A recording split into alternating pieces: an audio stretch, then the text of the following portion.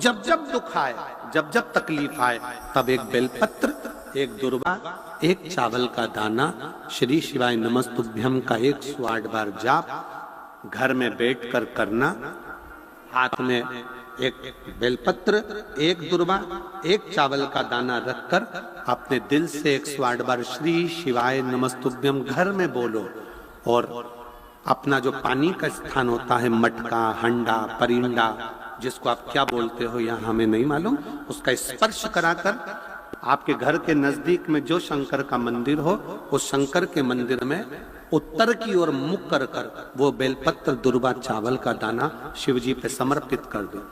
अगर लगातार 20 दिन भी आपने रोज प्रतिदिन अगर समर्पित है तो 21वां दिन आपका जो भी दुख है वो धीरे धीरे कटना प्रारंभ हो ही जाएगा। निश्चित शिव पर भरोसा कर।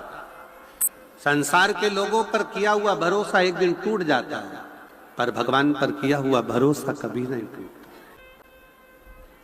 3 महादेव का नाम स्मरण में रखिएगा। पहला कुंदकेश्वर महादेव, दूसरा संभ्रेश्वर महादेव, तीसरा अष्टवक्रेश्वर महादेव, अष्टवक्रेश्वर महादेव। जिस समय पर लगे कि दवाइयां असर नहीं कर रही हैं, तब कुंदकेश्वर महादेव का नाम जरूर लो।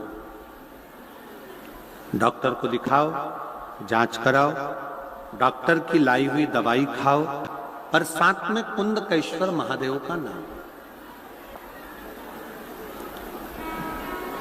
कई लोग ऐसे हैं जो बेलपत्री खाते हैं तो मुंह में छाले आ जाते हैं या तोरा तोरापन आ जाता है, स्वाद नहीं आता है, तो उस बेलपत्री को भोजन में, आटे में, चावल में, दाल में कहीं उसको मिलाकर भी पा सकते हो।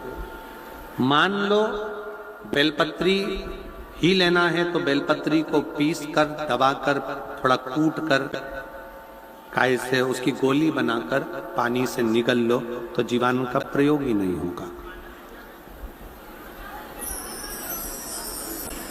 बेलपत्री भी कब खाओ? जब आपको रोग है, तकलीफ है, कष्ट है, उस समय पर उसका प्रयोग करो, उस समय पर करो। और इस सब चीजों में सबसे मूल है आपका विश्वास।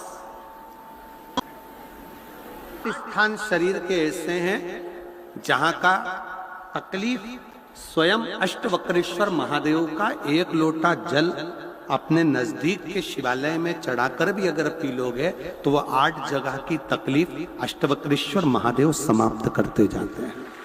8 स्थान। पहला नेत्र, ये भुकुटी के बीच का स्थान, भुकुटी के मध्य का स्थान।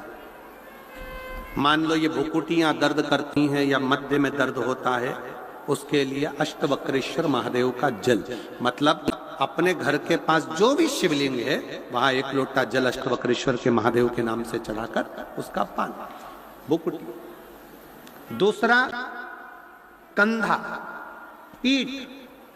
कई लोग ऐसे हैं जो रात्रि को अच्छे से सोते हैं और सवेरे उठते हैं तो उनका ये दोनों हाथ के बीच का जो भाग होता है वो दर्द करता ही। उस समय पर अष्टवक्रेश्वर महादेव का स्मरण, अष्टवक्रेश्वर महादेव का जल, उसका पान।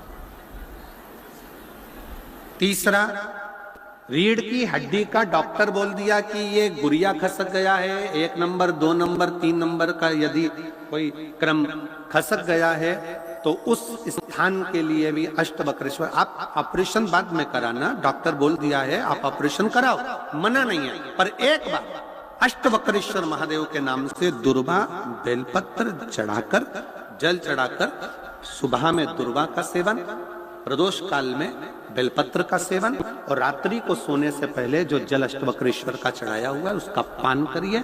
आपकी रीढ़ की हड्डी का कैसा भी क्रम होगा वो ठीक होना प्रारंभ हो जाएगा। अष्टवक्रेश्वर,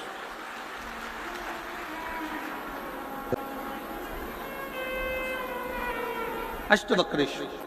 चौथा स्थान बताया, अगर चेस्ट में चेस्ट में कोई तकलीफ आती है, चेस्ट में गांठ हो जाए या चेस्ट में कोई प्रॉब्लम खड़ी हो जाए, तो उसके लिए भी अष्टवक्रेश्वर महादेव का स्मरण किया जाता है।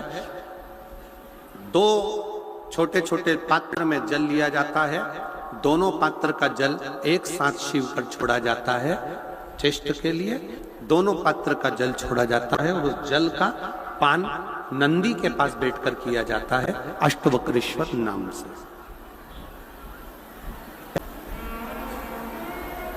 अष्टवक्रेश्वर। फिर क्रम आया, अगला जो वर्णन आया है, डॉक्टर बोले घुटना बदलना है, घुटने का गैप आ गया है, ग्रीस खत्म हो गया है, दर्द हो रहा है, उसके लिए भी अष्टवक्रेश्वर महादेव का स्मरण करें। घृत का लेपन अष्टवक्रेश्वर महादेव के नाम से शिवजी पर उस घृत को लेकर आना है। उसी घृत को रात्रि को सोने से पहले थोड़ा सा मुख में चाट कर अष्टवक्रेश्वर महादेव के नाम से फिर अष्टवक्रेश्वर। फिर अगला भाग आया अष्टवक्रेश्वर के अंतर्गत यदि इस गले से जुड़ा हुआ कोई रोग उत्पन्न होता है तो भी अष्टवक्रेश्वर का ही स्मरण किया जाए। जल का पान अष्टवक्रेश्वर। और 8वें स्थान के रूप में जो पिड़ली के घुटने से नीचे के जो भाग होते हैं उसके लिए अष्टवक्रेश्वर महादेव पर 7 दुर्वा, 7 बेलपत्र और 7 अक्षत शिव को समर्पित कर कर दुर्वा बेलपत्र का पान 7 दिन तक लगातार उसी भाव में अष्टवक्रेश्वर महादेव का नाम लेकर किया जाए। अष्टवक्रेश्वर। कभी अगर मौका लगे, शिव की करुणा हो जाए, शंकर की दया हो जाए, आप लोग कभी बद्री विशाल जाएं दर्शन करने के लिए, ऋषिकेश हरिद्वार तक जाएं, तो श्रीनगर गढ़वाल से सुंदर कोहला गांव से 10 किलोमीटर की दूरी पर 8 किलोमीटर दूर तक गाड़ी जाती है, 2 किलोमीटर दूर तक पैदल चलकर आप जहां पर बैठकर स्वयं अष्टावक्र जी ने भगवान शंकर के शिवलिंग की स्थापना कर आराधना करी, ऐसे पवित्र स्थान का दर्शन कर अपने जीवन को धन्य बना सकते हो। बोल अष्टावक्रेश्वर महादेव की। 3 महादेव के नाम का स्मरण अच्छे से रखिएगा। पहला कुंद कैश्वर। बड़े से बड़ा रोग हो जाए, दवाइयां डॉक्टर जो दे उसको खाओ, पर साथ में कुंद कैश्वर महादेव का नाम लीजिए, जांच भी कराइए, दवाई भी कराइए। दूसरे नंबर का श्रंभेश्वर महादेव। श्रंभेश्वर महादेव भगवान नरसिंह को जब क्रोध आया था, भगवान विष्णु ने नरसिंह अवतार लिया था और नरसिंह भगवान को जब क्रोध आया था, शिव जी ने सरम्भ पक्षी का रूप धरकर नरसिंह भगवान को अपने पंजे में उठाकर अलकनंदा नदी में ले जाकर डाला था। इसलिए आज भी जब हम बद्रीनाथ जाते हैं, राइट में पुल पे से जाते समय जो ताप्ती कुंड है जिसमें से पानी गर्म निकलता है, उसके ठीक नीचे एक शिला का दर्शन करते हैं। वो शिला नरसिंह शिला कहलाती है और श्रंभेश्वर महादेव का स्मरण किया जाता है। श्रंभेश्वर महादेव क्रोध की संयमितता रखता है, चिड़चिड़ेपन को समाप्त करता है श्रंभेश्वर महादेव। और तीसरे नंबर पर है, जम के बोलो, अष्टवक्रेश्वर महादेव। अष्टवक्रेश्वर शिव जी के इन 3 स्वरूपों का वर्णन बड़ा सुंदर भाव से किया। अगला वर्णन शिव महापुराण के अंतर्गत बड़े भाव से वर्णन किया गया। बाबा तुमरुका जी भगवान शिव की पवित्रमय आनंदमय 12 ज्योतिर्लिंग का स्मरण करा रहे हैं। प्रथम ज्योतिर्लिंग के रूप में श्री सोमनाथ जी का वर्णन किया गया है। द्वितीय ज्योतिर्लिंग के रूप में श्री मल्लिकार्जुन का वर्णन किया गया है।